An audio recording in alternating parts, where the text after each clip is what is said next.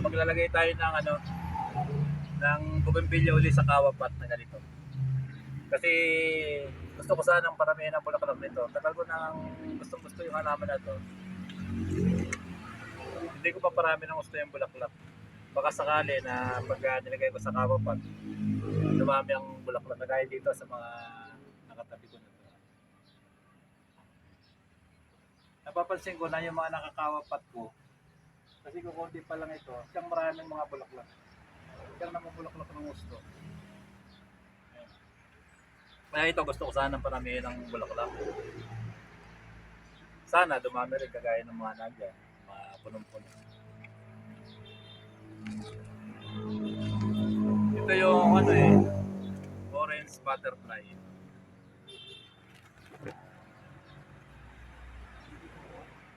Triman ko lang ng konti bago natin dilipat.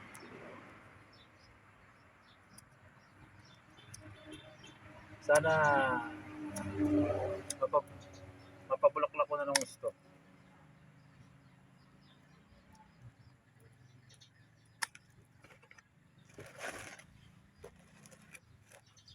Tanggalin ko lang yung mga sobra-sobra.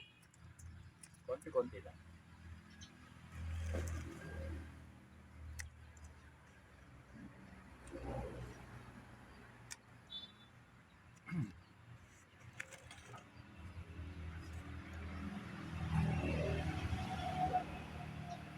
Para kasi ang daling alagaan pagka nakaganito, nakakawapat.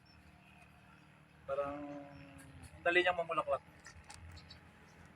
Ganito lang gagawin natin pagka magre-repat tayo. Lalagyan natin sa kawapat. Bago natin na tanggalin, kasi nakakapit ito. Matagal na ito dito. Gaganyanin muna natin yung plastic niya.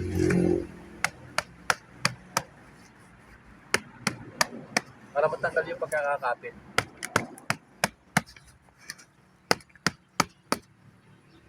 Ngayon, iaangat natin. Iangat.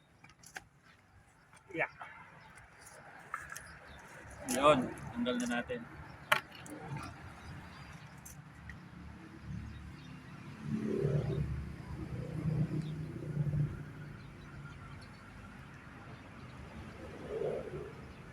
Buwasan natin ng konting lupa sa gilid.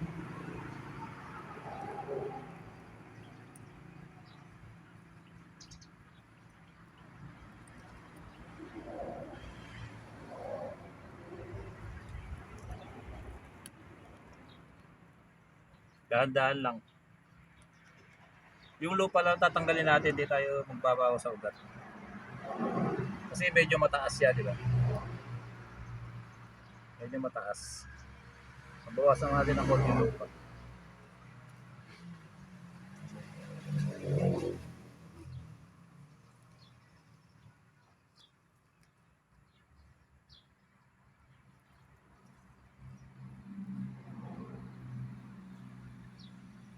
Wala siyang nagalaw na ugat. Babalik natin.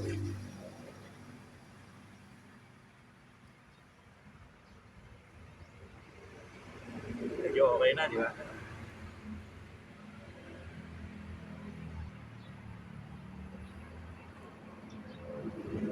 Baka sakaling mapuno ko din ng bulaklak. Dami na i-video ko sa inyo na maganda. Ito yung orange butterfly.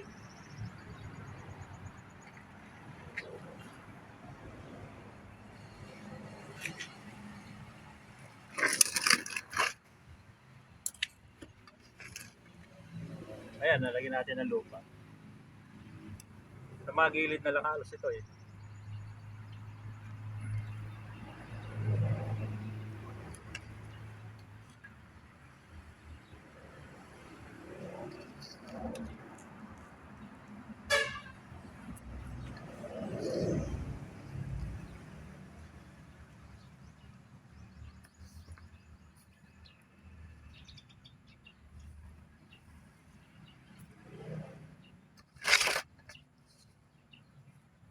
Madali lang magpalit, kaya lang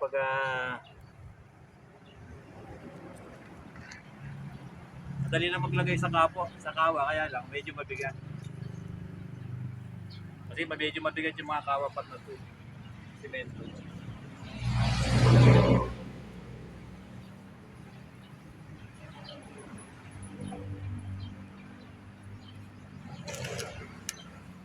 Diba maganda na? Isa dito ah.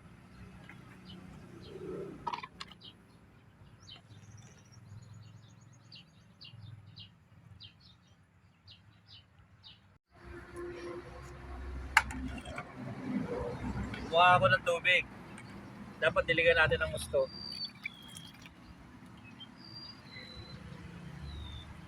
Kasi tuyo yung lupa na nailagay.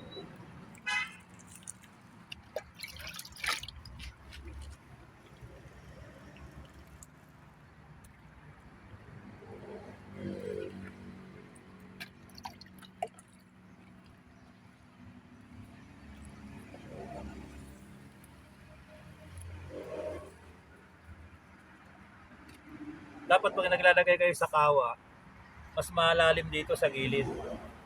Yan. Hindi ko na ganun kanina.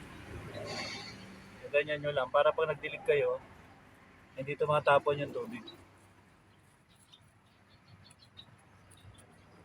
Ganyan.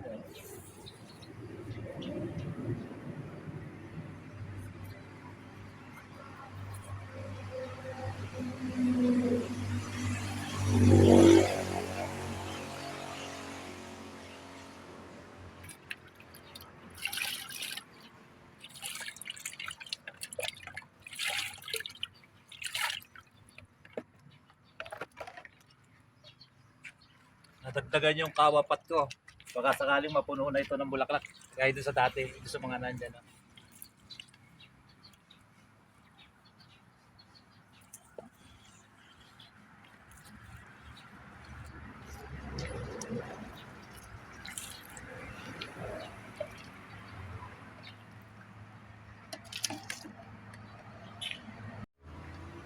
Triman na natin ang gusto dito. Luwasin na natin dito.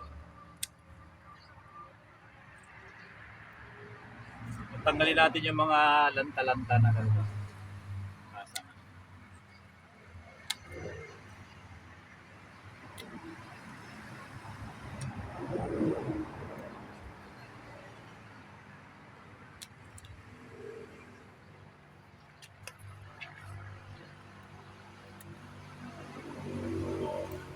Baka sakaling mapulo na ng bulaklak.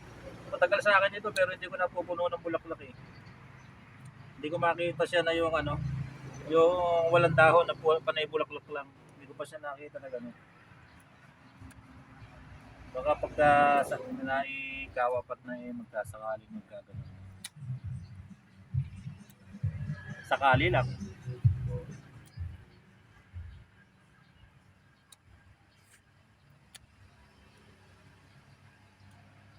Ayan, naayos ko na siya ng gusto ngayon. Wala na siyang masasabi ngayon.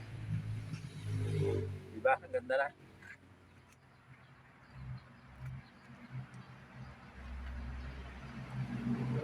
May pwesto siya dito eh.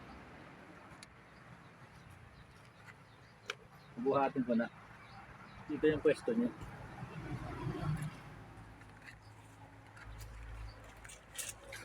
Yeah.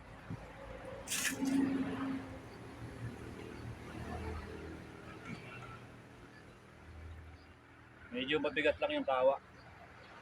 Simento.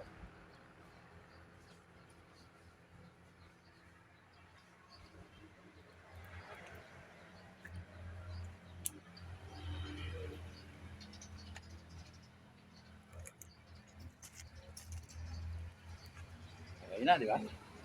Tagilid ko.